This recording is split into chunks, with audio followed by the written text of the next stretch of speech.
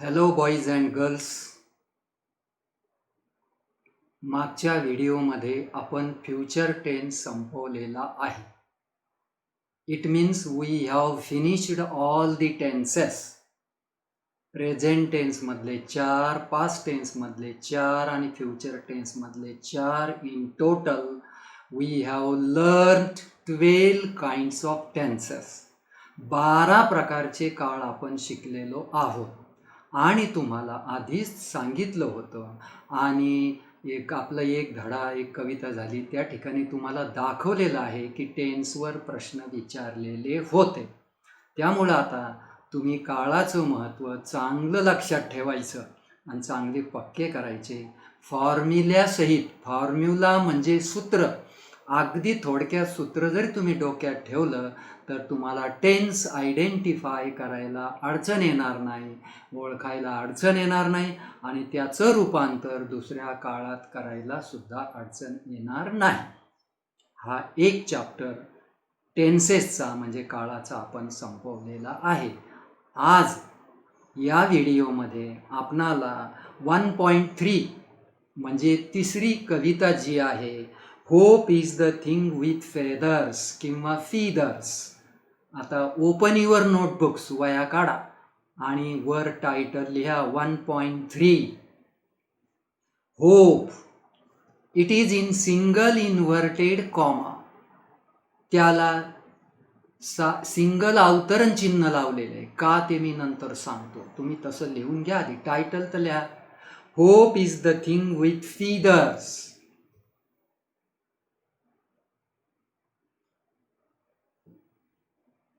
Hope is the thing with feathers.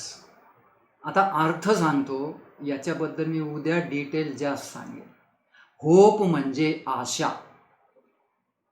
Hope या शब्दाचा मराठीमध्ये आशा असा अर्थ होतो.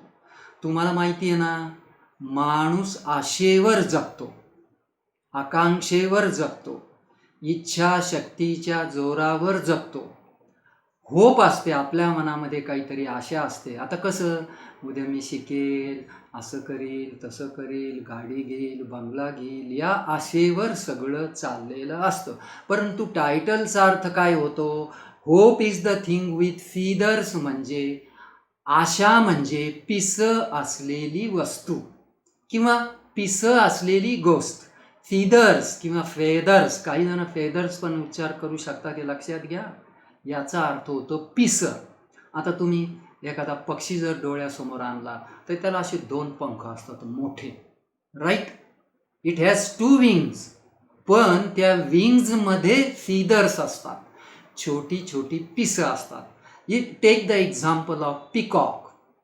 आता मोराचं जर उदाहरण घेतलं तर त्याची छोटी छोटी पिसं निघतात का नाही मला तुम्ही सांगा. कावळा घ्या, त्याचे छोटी छोटी पिसं रस्त्यावर पडलेली दिसतात की नाही दिसतात. कबूतर घ्या, त्याची पिसं पडलेली दिसतात. पण इथं आशावादी पक्षी, थिंग विथ फीदर्स म्हणजे ए बर्ड. म्हणजे या कवितेचा अर्थ होतो आशावादी पक्षी. याची चर्चा उद्या मी जास्त करेन. आज आपणाला ॲक्टिव्हिटीज संपवायच्या आहे. प्रत्येक धड्याची सुरुवात, प्रत्येक कवितेची सुरुवात चिट चॅट आणि वॉर्मिंग अपने होते. तुम्हाला मी मागच्या 2 व्हिडिओमध्ये असं सांगितलं होतं की हे काय असतं. एक तर संभाषण करता आलं पाहिजे, हा त्याचा हेतू. दुसऱ्याला प्रश्न विचारता आले पाहिजेत, दुसऱ्याने विचारलेल्या प्रश्नांची उत्तरं देता आली पाहिजेत. लक्षात घ्या, याचा हेतू काय आहे. 3 गोष्टी झाल्या. आणि तुम्हाला प्रश्नपत्रिकेमध्ये सुद्धा हे आहे, हे लक्षात घ्या. मग जो विद्यार्थी आणि विद्यार्थिनी हे नीट ऐकेल त्याचा तो प्रश्न आपोआप सुटणार आहे. So let us start with warming up chit chat. Question number 1. I read, you look into your books and try to answer these questions. Right? Number 1. Do you ever feel nervous? याचा मराठीमध्ये अर्थ असं होतो, तुम्हाला कधी असं नाराज झाल्यासारखं वाटतं का? आता नर्वस हा शब्द तर आपण मराठीतच वापरतोय ना. तुम्हाला कधी नर्वस झाल्यासारखं वाटतं का? दुःखी झाल्यासारखं वाटतं का? नाराज झाल्यासारखं वाटतं का? आता प्रश्न असा आहे, या प्रश्नाचं उत्तर दोन्ही प्रकारे देता येऊ शकतं. एखादा विद्यार्थी असं म्हणू शकतो येस. पहा बरं आता मी उत्तर कसं देतो. एकाच शब्दात उत्तर येस. थोडंसं मोठं येस समटाईम्स.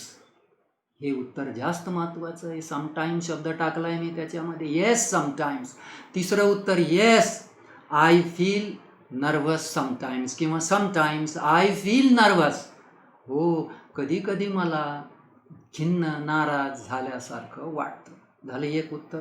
आणि असं कोणता माणूस आहे रे की जो कधी नर्वसच होत नाही? असं होऊच शकत नाही. प्रत्येक व्यक्ती कधी ना कधी जीवनामध्ये नर्वस होऊच शकते. म्हणून याचं उत्तर यस लिहावं असं मला वाटतं. आता चांगलं उत्तर सांगतो. Yes sometimes I feel nervous. Right. आता याच्यात प्रश्न असा आहे, एखादा विद्यार्थी म्हणाल हो सर मी नाही नर्वस होत कधी. तो असं म्हणेल नो नेवर. बरोबर आहे की नाही माझं उत्तर? तो धडकन म्हणेल no never. I am not afraid of anything. मी कशालाच घाबरत नाही. आता तो प्रश्न तुमचा आहे, परंतु उत्तर कोणतं लिहावं हे मी तुम्हाला सांगितलं. Number 2, do you ever feel really depress? तुम्हाला खरंच कधी कधी नाराज दुःखी झाल्यासारखं वाटतं का? मग परत जवळजवळ अर्थ तोच आहे. Nervous and depressed are nearly similar words. समानार्थी शब्द आहे. तुम्हाला कधी दुःखी झाल्यासारखं वाटतं का? खिन्न झाल्यासारखं वाटतं का? Again I think which is the best answer? Yes sometimes. हे दोन शब्द पटकन बोलावेत आणि मोकळं व्हावेत. आपण जर चाणाक्ष असू तर येस समटाईम्स. हो, कधी कधी आय फील. आणि पूर्ण वाक्यात बोलायचं असेल तर yes sometimes I feel really depressed. फार खिन्न होतो माणूस कधी कधी. Number 3, what makes you nervous or depressed? बघा बरं, ते दोन्ही शब्द एकत्र आणले का नाही? मग अशी म्हणून मी म्हटलं जवळजवळ समानार्थी आहेत. कधी कधी नाराज खिन्न दुःखी झाल्यासारखं होतं का? आणि कशामुळं तुम्ही होता? हा प्रश्नाचा अर्थ आहे तुम्ही कशामुळं दुःखी होता. आता याचं उत्तर काय? You can have your on answer. I have my on answer. तुमचं उत्तर असू शकतं, माझं उत्तर असू शकतं. माझं उत्तर तुम्हाला सांगतो. काय प्रश्न आहे? What makes you nervous or depress? Whenever there is some difficulty, whenever there is some problem, ज्या वेळेला काही अडचण असते, समस्या असते, I feel nervous or depress. If my problem is not solve. बघा मी काय बोलतो. If my problem is not solve I feel nervous or depressed. Right. जेव्हा मला काही अडचण येते, समस्या येते आणि ती सुटत नाही, त्यावेळेला मला नर्वस किंवा डिप्रेस झाल्यासारखं वाटतं. Next question, what do you hope for on these occasions? अशा प्रसंगी तुम्ही कुठली आशा करता? आला का नाही होप शब्द? इथं तुम्ही याच्याकरता लक्ष दिलं पाहिजे. ही एक प्रकारची तयारी असते. These questions means the preparation of the poem or the lesson. या धड्याची ती पार्श्वभूमी तयार होते तुमच्या याच्यामध्ये, डोक्यामध्ये. अरे काहीतरी होप आले राव, मग होप कवितावर बी आली, आशेबद्दल काहीतरी. आता मी प्रश्न रिपीट करतो. What do you hope for on these occasions? अशा प्रसंगी तुम्ही काय आशा करता? मग माझं उत्तर पहा. That God will help me. Somebody will help me. Somebody will show me the way. कोणतरी मला मार्ग दाखवील. परमेश्वर मला मदत करेल. बरोबर आहे का नाही? Next question, have you hope for something that you knew was difficult? आता तुम्हाला माहिती होतं की एक गोष्ट अवघड होती. मग तुम्ही त्यावेळेला कशाची तरी अपेक्षा केलेली आहे का? Yes, I hope for help. I hope that somebody would help me. मी अशी आशा केली की मला कोणतरी मदत करेल. Right. Last question, what do you have to do to fulfill your hopes? तुमच्या आशा पूर्ण करायला तुम्हाला काय करावं लागतं? What do you have to do. प्रश्न थोडा विचित्र वाटेल तुम्हाला, पण ते इंग्लिश आहे. याचं सोपं काय, व्हॉट डू यू डू. अहो असं विचार तरी चालतं ना. बघा ना, what do you do to fulfil your hopes. मी बदलला तो प्रश्न, सोप्या भाषेत विचारला. तुमच्या आशा पूर्ण करण्यासाठी तुम्हाला काय करावं लागतं. मग आता याचं उत्तर काय. You have to take somebody's help. You have to find out the way yourself. तुम्हाला स्वतःलाच मार्ग शोधावा लागतो. You should not get nervous. You should not get depressed. तुम्ही नाराज होता कामा नये. बरोबर आहे का नाही. So these are the 6 important questions which help us to prepare what we are going to learn. आपल्याला काय शिकायचं आहे त्याची तयारी करायची, हे प्रश्न आहे. नाव come down. The only ray of hope. एकमेव आशेचा किरण. आता हे काय आहे ते मी वाचतो, तुम्ही कानानं ऐका, पुस्तकात पहा. Divide the class into groups of 4 to 6. वर्गाची विभागणी 4 ते 6 अशा विद्यार्थ्यांच्या गटात करा. each group selects for itself one of the difficult situations listed below. आता खाली काही सिच्युएशन्स दाखवल्यात, काही कठीण प्रसंग दाखवलेत. बरोबर आहे. एका ग्रुपनी एक निवडायची. दे imagine themselves to be in that situation. अशी कल्पना तुम्ही करा. You are in that situation. तुमचा ग्रुप करा and imagine that you are in such a situation.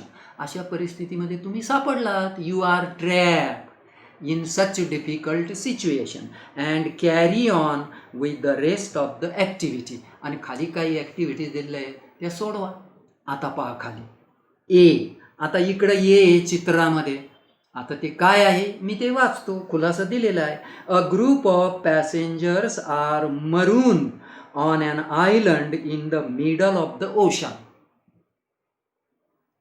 एक ग्रुप ऑफ पॅसेंजर्स, प्रवाशांचं, सफर करणारांचं, जलसफर करणारांचं एक टोळकं, एक टोळी अडकलेली आहे. Marooned means trap. कुठं, ऑन ॲन आयलंड, एका बेटावर अडकलं. In the middle of the ocean, महासागराच्या मध्यावर एक बेट, आणि तिथं असे काही प्रवासी अडकले. आता तुम्ही काय करणार. तुमच्या एका ग्रुपने याचं सिलेक्शन केलं. आता त्यांनी असं विचारलं, खाली प्रश्न आहेत ना, write the reactions of your companions using exclamations. बरोबर आहे. आता इथं जर अडकले तर एक्सक्लमेशनची, म्हणजे काल परवा शिकवलंय तसे 2-3 वाक्य सांगायची. हां, मला सांगा मराठीत, किती भीतीदायक, कसं करणार आहे. How frightening, how horrible, how terrible, oh God, what can we do. असं म्हणणार की नाही, तोंडातून येईल का नाही. किती भयानक आहे, किती भीतीदायक, किती त्रासदायक, किती तापदायक. Oh God, will you help us. असे उद्गार तुमच्या तोंडून निघणार आणि ते काढा, असं त्यांनी इथं सांगितलं. राईट. आता बी आकडा काय आहे. आता त्याच्या आधी मी राईट द रिॲक्शनच्या describe your surroundings in 4-5 sentences. आता इकडं पहा. This is the isolated place. हे जे मी मरूनचं बोलतोय ना, आयलंडचं. This is an isolated place. No human being is seen there. There are trees and trees only. There are strange sounds. विचित्र आवाज आहेत तिथं. No human being is seen. कोणी तिथं दिसत नाही.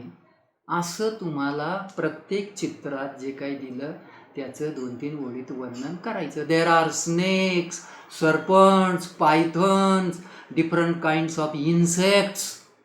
आहे की नाही. अहो तुम्ही बेटावर सापडलं, साप, सर्प, विचित्र आवाज करणारे किडे, प्राणी तिथं असणार आहेत, आणि तुमच्या तोंडून कोणते उद्गार निघतील ते तुम्ही सांगायचं. बरोबर.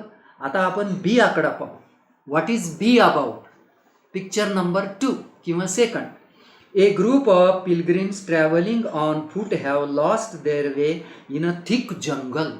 आता पायी चालणारे काही प्रवासी किंवा यात्रेकरू जंगलात त्यांचा रस्ता चुकले. पहिल्यांदा रिॲक्शन काय सांगता येईल तुम्हाला, किंवा त्याचं वर्णन कसं करता येईल? There are tall and tall trees, narrow roads, strange sounds of animals and birds. सांगता येईल का नाही? पक्ष्यांचे, प्राण्यांचे विचित्र आवाज, रोरिंग ऑफ टायगर्स, वाघाचं गुरगुरणं.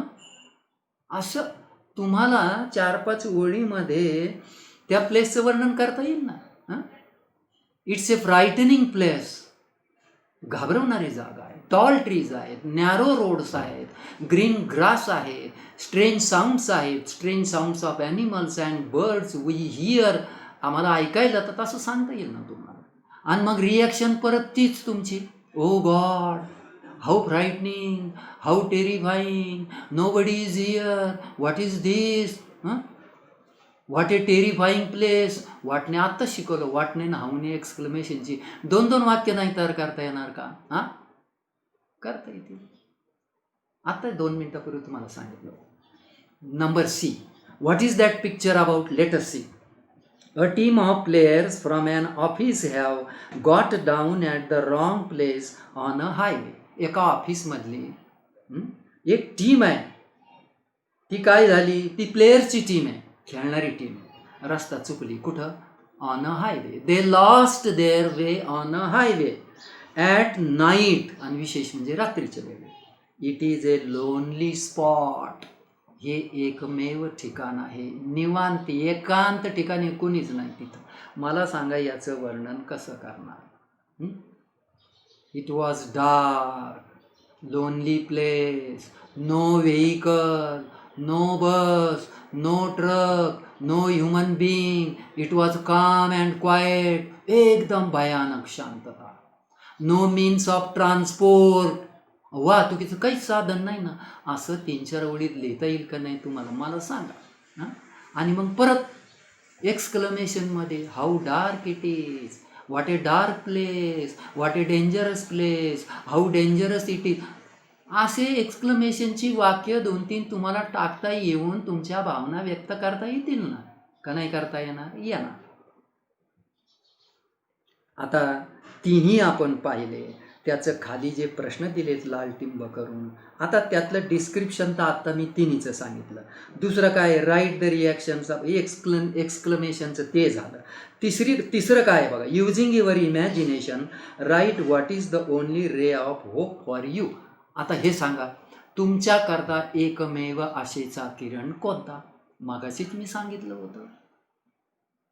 You will pray God to help you. You will hope that somebody will come there. Human being will come there. God will show you the way. God will help you. You will not be discouraged. तुम्ही नावमेद होणार नाही. कोणीतरी येईल अशी अपेक्षा करणार ना. का आशा सोडून द्या? मला सांगा.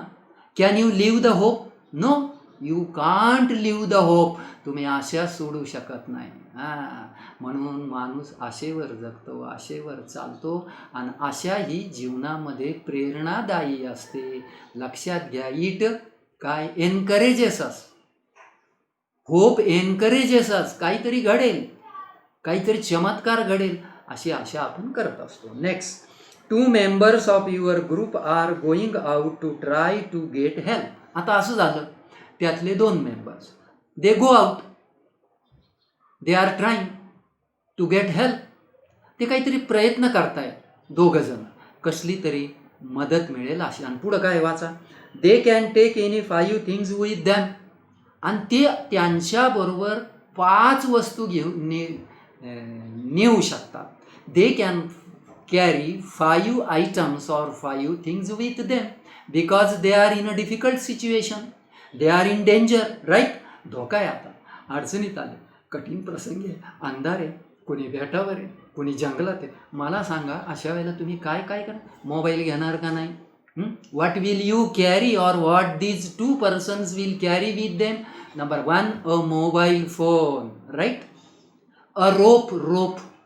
रोप म्हणजे दोरी, दोरखंड. ते कामाला येतं अशा वेळेला. Right? A stick. STIC, long stick, strong stick, भली लांब लचक दणकट काठी. काही आला साप बिगाड, इंचू विंचू रस्त्यात मारायला त्याला. हां, मग मोबाईल चालेल, मॅच बॉक्स चालेल ना, मॅच बॉक्स, एखादा काडीची पेटी घेऊन जाईल. तुम्ही मला सांगा, डाव्या हाताला काहीतरी दिलेलं आहे बघा त्यांनी, पुढं असं म्हटलं right what they choose and why they choose it. काय निवडणार आणि का निवडणार? इथं लिस्ट आहे बघा, मी ती लिस्ट वाचतो. A few such a torch, battery, a whistle, शिटी, फूड पॅकेट्स, अन्नाचे काही packets, a bottle of water, right. नंतर plastic paper bags, newspaper, a knife, सुरी, चाकू, रोप, दोरखंड, मॅच बॉक्स, नीडल, सुई अँड थ्रेड, दोरा, mobile phones, a stick, a piece of cloth, a basket. एवढ्या वस्तू तुम्ही अशा प्रसंगी जवळ ठेवू शकता. You can keep or carry such articles with you when you are in difficult situation, right. अशा अडचणीच्या प्रसंगी तुम्ही एवढ्या वस्तू घेऊन जाऊ शकता. मला वाटतं this chit chat and warming up is enough for today. आजच्या करता पुरेसा आहे. पण यातून काय कळलं तुम्हाला? उद्या होपबद्दलच काहीतरी. कोणीतरी कठीण प्रसंगात सापडतं, कठीण प्रसंगात सापडल्यावर अडचणीच्या वेळेला काय करायचं असतं, अशी थोडीशी तयारी या वॉर्मिंग अपमध्ये दिलेली आहे. आणि म्हणून मी तुम्हाला म्हणालो, उद्या मी तुम्हाला परत छान अर्थ सांगून उद्या आपण कवितेला सुरुवात करू. आता लगेच जर कवितेला सुरुवात केली तर डोक्यावरून जाण्याची शक्यता आहे. जे वॉर्मिंग अपचे प्रश्न आपण आज मी तुम्हाला सांगितले, उत्तरं लिहून देत असतो, आज थोडेसे लिहून दिले नाही. एक काम करा, आता तुम्ही एवढ्या 5-6 प्रश्नांची उत्तरं लिहून टाका.